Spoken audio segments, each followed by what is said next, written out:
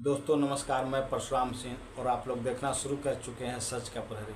दोस्तों, मैं इस चैनल के माध्यम से आप लोगों के सामने सच्ची घटनाओं पर आधारित कहानियां लेकर आता हूं, जो हमारे देश में कहीं न कहीं घटित होता है, जो हमारे मानवीय मूल्यों, सामाजिक चेतना और वर्तमान परिदृश्य को झकझोर कर रख देता है और हमें सोचने पर विवश करता है कि आज हमारा देश के ऐसे कुत्सित लोग हमारे देश को किस ओर ढकेल रहे हैं, किस ओर ले जा रहे हैं।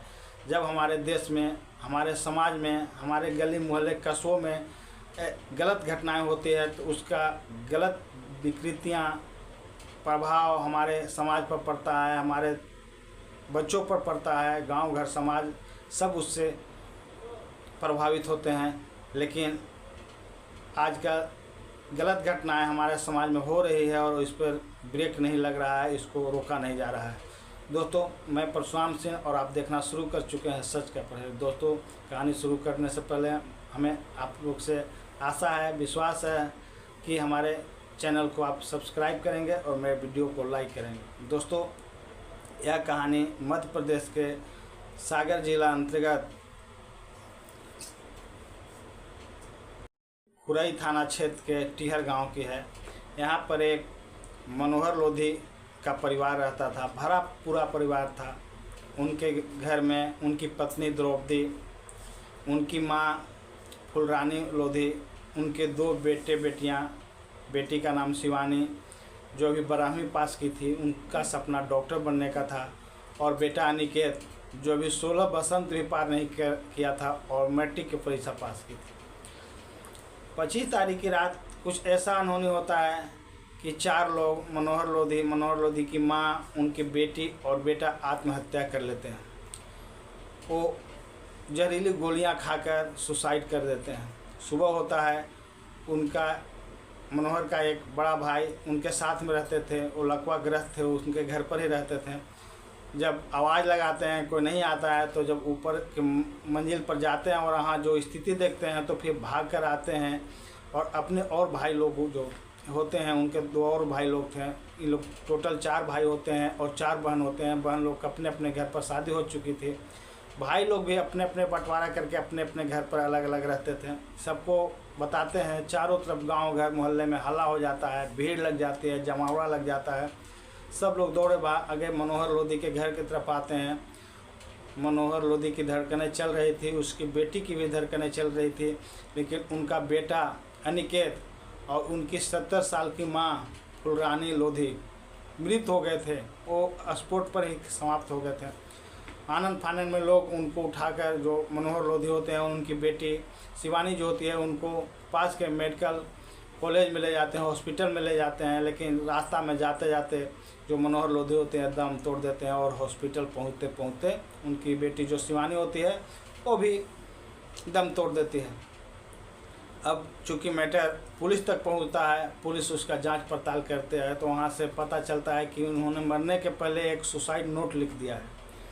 उस सुसाइड नोट को जब जो गाँव घर वाले थे, पुलिस वाले हैं, सब देखते हैं, पढ़ते हैं, तो पूरा समाज, पूरा जो गांव वाले थे और पुलिस प्रशासन सकते में आ जाते हैं। उनके होश उड़ जाता है और सोचने के लिए विवश हो जाते हैं कि एक जो एक घर था, सामाजिक लोक लाज, सामाजिक प्रतिष्ठा, अपनी प्रतिष्ठा और लोग क्या कहेंगे कि दबाव में पूरे परिवार समाप्त हो जाते हैं।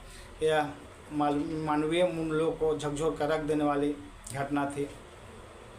दोस्तों, इस कहानी को जब विस्तृत चर्चा की जाती है, जानकारी ले जाती है, तो एक ऐसी कहानी निकल कर सामने आती है जो बोला जाए लव ट्रायंगल की ओर या सेक्स स्कैंडल की ओर जाती है तो अतिशयोक्ति नहीं होगा।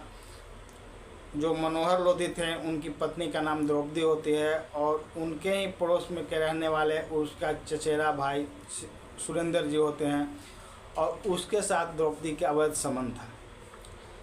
पति मनोहर अपनी पत्नी को समझाते थे, सुरेंद्र को भी दूर रहने की हिदायत देते थे, लेकिन इन लोग मानने का नाम ही नहीं लेता था।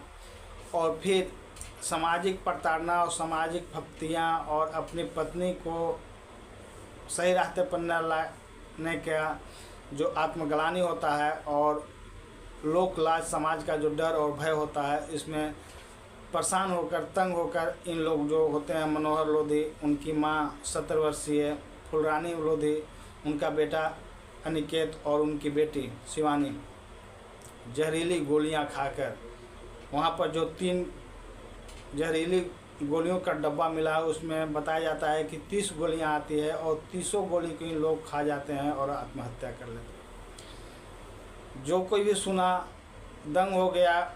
उसके जो रिश्तेदार थे सब आते हैं, सब परेशान थे, हैरान थे और कहते हैं कि मनोहर तो बहुत ही सीधा साधा इंसान था, वो तो कभी ऐसा सोच भी नहीं सकता था। आखिर इतना बड़ा कदम उठाने के पहले हम लोग के समाज को या हमारे जो उसके रिश्तेदार हैं, उन लोग की बहनें हैं, वो बोलती है कि हम लोग को नहीं बताया। शायद वो बता देता तो हम लोग कुछ उसका गम, उसका दुख को हल्का करते हैं और ये घटनाएं होने से बच जाते। दोस्तों, मनोहर लगभग 42-43 साल का आदमी था। वो अपने मेहनत के बल पर गांव से थोड़ा सा हट कर 2 मंजिला मकान बना कर रहता था। उसके पास 4 एकड़ ज़मीन भी थी, जानवर भी, दुधारू जानवर भी थे। अपना मेहनत के बल पर वो अच्छा से रह रहा था। उसने सुसाइड नोट में लिखा कि मैं परेशान हो गया हूँ, अपनी पत्नी को समझा बुझा कर थक गया, वो मानने के लिए तैयार नहीं है। हम लोक लाजा और समाज के डर से अपनी बदनामी को पचा नहीं रहे हैं। हमारे समाज में, हमारे गांव घर में हमारे ऊपर फप्तियाँ कसी जा रही है और इससे हमने तंग आकर आत्महत्या का रास्ता चुना। और हमारी जो संपत्ति है और हमारे भाई और हमारी बहनों में बांट दिया जाए और हमारी पत्नी को उसमें से एक तिल भी नहीं दिया जाए। दोस्तों, बताया जाता है कि घटना के समय उनकी पत्नी जो द्रौपदी थी वो मायके चली गई थी। 2 दिन पहले इन लोगों में झगड़ा हुआ था इसी बात के लेकर और पत्नी मायके चली गई थी। और इस बीच में जब घटना होती है तो फिर पत्नी भागी भागी अपने घर आती है और यहाँ पर जब आती है तो फिर वो जो रिश्ते का देवर होता है सुरेंद्र, उसी के ऊपर आरोप लगाते हैं। वो बोलते हैं कि इसने हमारा घर को बर्बाद कर दिया, वो हमारे साथ ज़बरदस्ती करता था। हमने बहुत समझाने की कोशिश की, दूर हटने की कोशिश की, लेकिन वो हमको धमकाता था, हमारे साथ जबरन हमारे साथ गलत करता था और हमारी बदनामी कराकर लास्ट में हमारा पूरा परिवार को समाप्त करके चला गया। पत्नी का अपनी बचाव में, अपनी सफाई में एक बयान सामने आता है, जबकि उसका पति जो मनोहर लोधी होता है वो जो बयान लगाता है वो सरासर पत्नी को दोषी ठहराता है।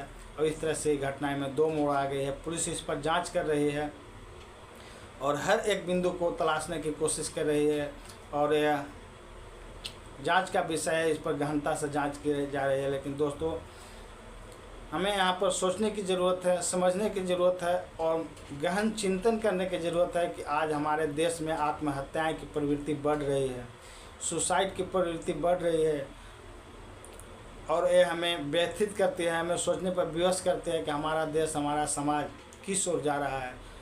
चंद गलत लोगों के कारण हमारे समाज में ऐसी घटनाएं घटित होती है और इसका बुरा प्रभाव हमारे समाज पर पड़ता है, हमारे बच्चों पर पड़ता है, गांव घर मोहल्ले पर पड़ता है और हमारा प्रशासन, हमारा देश और हम चाह कर भी ऐसी घटनाओं को रोकने में सक्षम नहीं है।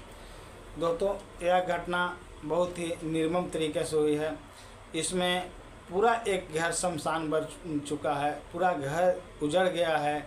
शायद वो अब कभी नहीं हरा भरा होगा। आज भी उस घर के बाहर ताला लगा हुआ है और उसके आसपास जाने से भी वहाँ पर डर का माहौल जैसा लग रहा है। लोग वहाँ पर नहीं जा रहे हैं, मीडियाकर्मी वहाँ पर पहुँच रहे हैं, लोगों की जमावड़ा वहाँ पर है और सब लोग इस घटना के बारे में चर्चा कर रहे हैं।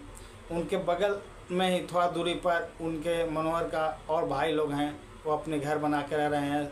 जब लोग वहाँ पर जाते हैं, सब बात करते हैं तो ये घटनाएं सामने आती है और बताया जाता है कि मनोहर बहुत ही शांतचित्त और गंभीर आदमी था। वो मेहनत करता था और ईमानदारी से काम करता था। वो गलत नहीं था, कुछ गलत नहीं जानता था, पढ़ा लिखा कम था, नहीं के बराबर था और इसके लिए वो नोट जो लिखाया है वो अपने बेटा से लिखवाया है, निकेत से लिखवाया है। यानी मरने के पहले आप सोच सकते हैं कि उस परिवार पर क्या गुजर रहा होगा कि सब ने बैठकर निर्णय लिया कि अब हम लोग को मर जाना ही अच्छा है और उसके बाद उसने बजाबते एक एक पॉइंट सब लिखा और सुसाइड तैयार किया और मर जाता है, आत्महत्या कर लेता है। दोस्तों, पुलिस इस पर गहनता से जांच कर रही है, हर एक बिंदु को खंगाल रही है और यह संभावना देती है कि दोषी को बख्शा नहीं जाएगा। जो भी दोषी हैं उनको सख्त से सख्त सजा देगी। दोस्तों, आपका इस घटना के पीछे क्या राय है? अपनी राय इस वीडियो के कमेंट बॉक्स में ज़रूर रखेंगे। दोस्तों, मुझे यह कहानी सुनाने का उद्देश्य किसी को परेशान करना नहीं है, किसी को अपमानित करना नहीं है, बल्कि लोगों को जागरूक करना है, सचेत करना है। और आशा करता हूँ मेरा यह कहानी आप लोग को ज़रूर पसंद आएगा, जो सच्ची घटनाओं पर आधारित है। दोस्तों, इसी के साथ जय हिंद, जय भारत।